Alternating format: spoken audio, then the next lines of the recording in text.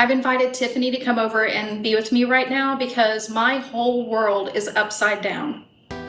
So Zied called me last night. He's at a coffee shop with his friends. It's really loud. It's hard to hear him. So I just told him, I said, babe, we'll talk about this later. I can't really hear you. And I just got off the phone. Oh dear. As much as Rebecca might want to bury her head in the sand and pretend she can't hear, it seems as though her worst fears might be coming true. I'm thinking to myself, are you talking about not coming home? Now, if you've missed my last few update videos about Rebecca and Zied and all of their drama, I'll include links down in the description below so you can catch up. But as a very quick recap, having just been granted his travel permit, Zied is about to leave America and of course his wife Rebecca in order to visit his family back home in Tunisia. Now, Rebecca is petrified that he won't come back. Rebecca not happy if I go for a month in Tunisia. And she nervous, maybe I'm not come back.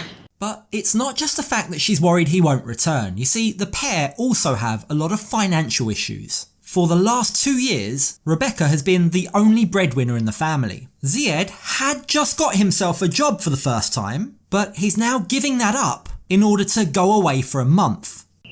Zied's been working full-time at a furniture store, but he told me that his boss has hired someone to take his place now while he's on his trip. And just to add to the issues, their landlord has also just raised the rent, which they can no longer afford, meaning this isn't exactly the best time for Zied to be losing his job and disappearing to another country for a month.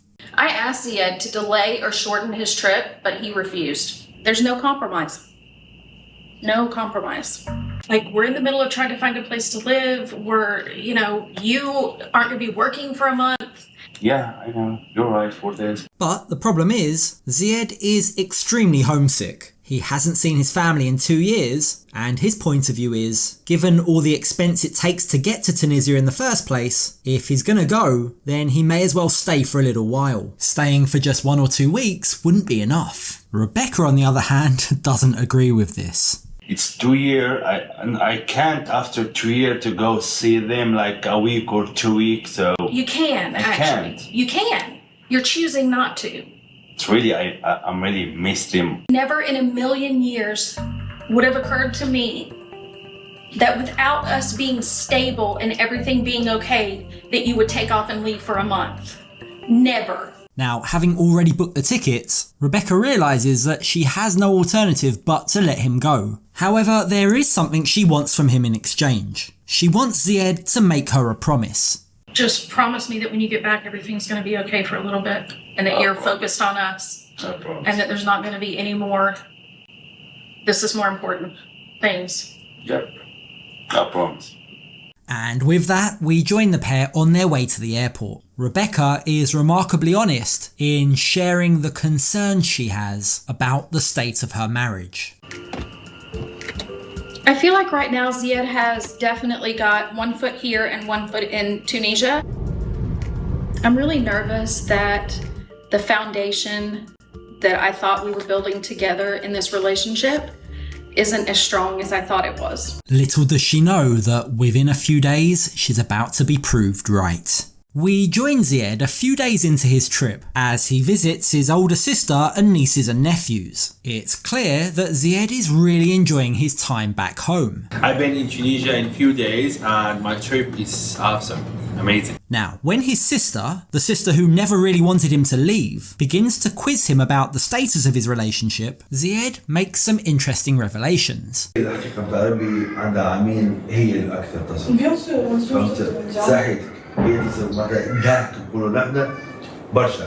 His sister seizes upon that money issue to point out to Zied that life in Tunisia would be a heck of a lot cheaper if money is such a problem, if they can't even afford to pay rent, and if Zied is again back to being unemployed, well, maybe they should consider living in Tunisia.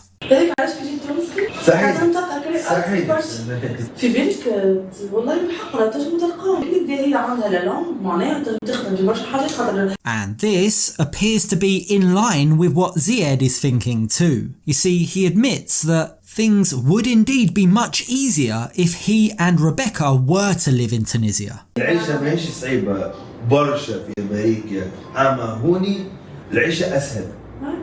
So life in America is too difficult right now, and I want to go to be in Tunisia because I'd be more comfortable there.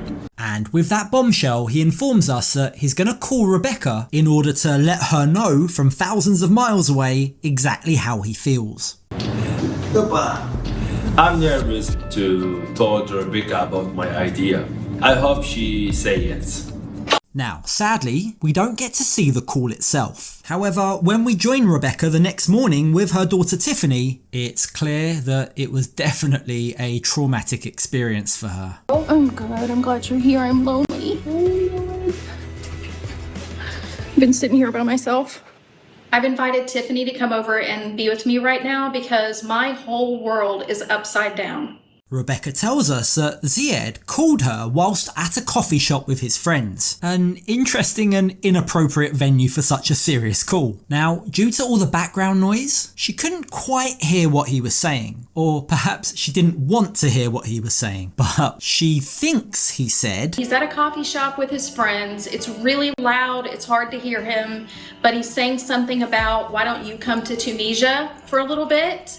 And I'm not sure I understand him. Now, with all the noise going on and fearing the worst, Rebecca told Zied that she'd call him back tomorrow, then quickly hung up the call. But it's very clear that ever since that call, she's been in limbo. It's been playing on her mind. She can't quite believe what she thinks he was trying to say. Like, I couldn't fully understand, but he was saying it like it was no big deal. So I'm thinking, well, maybe I was mishearing him. Now, one thing that Rebecca said that I found quite funny was the way that she defended Zied. She was trying to convince her daughter, and of course us, that Zied's life in America was really stressful. This despite the fact that she's been the one supporting him for 2 years. And when he did finally get a job, he promptly quit.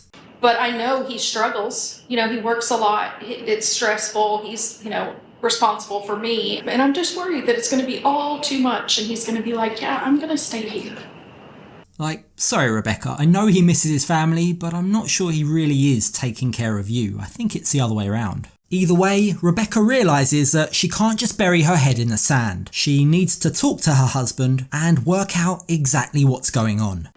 I really need to just have a conversation with Zied and find out exactly what he's thinking. I don't know what the worst case scenario is, but I'm just really stressed out. Which leads us onto their call. Now, Zied looks like he's out and about and actually taking the call from a car, which I suppose is an improvement from a loud coffee shop. But aside from just their physical location, it seems to me like mentally, they're both approaching this from a different headspace. Rebecca has a soft, scared demeanour, whereas Zied almost seems angry. What's going on? What? For what? So last night you were saying something about me coming to Tunisia. Can you please explain to me what your idea was? Zied, aka Shakespeare, tries to reassure Rebecca that he's very happy in their relationship. He doesn't want a divorce. I'm comfortable with you. I'm happy with you. But he's not happy with their living arrangement. But we have a problem right now in the house, and I thinking if you want, you come here with me and we stay here. Maybe here we be more comfortable in Tunisia. And Rebecca's response is quite surprising actually, though it is in line with that scared, meek demeanour that we spoke of earlier. Instead of being angry, surprised, upset, she's grateful that he's not looking to end the relationship. In fact, in what comes as a complete U-turn, it appears as though she's actually open to the idea. As shocking as it is that he really wants to live in Tunisia, I am grateful that his plan includes me. You know I love your country. Just give them 2 months, and if you don't like, I understand this. And with that, Zied promises that he will return to America so that they can discuss this face to face, but his heart is clearly set on leaving. This has Rebecca very worried. I go back to America, we talk about this face to face and we talk about everything. It's crazy to think about everything that we went through to get Zied here, and now he just wants to go to Tunisia. Honestly, I'm just in shock. And that is how the episode ends. Wow. Do you think that's actually going to happen? Do you think Rebecca would actually move to Tunisia? Or is it more likely that their relationship would just end? Let's continue the conversation down in the comments below. Thanks for watching. I'll catch you on the next video.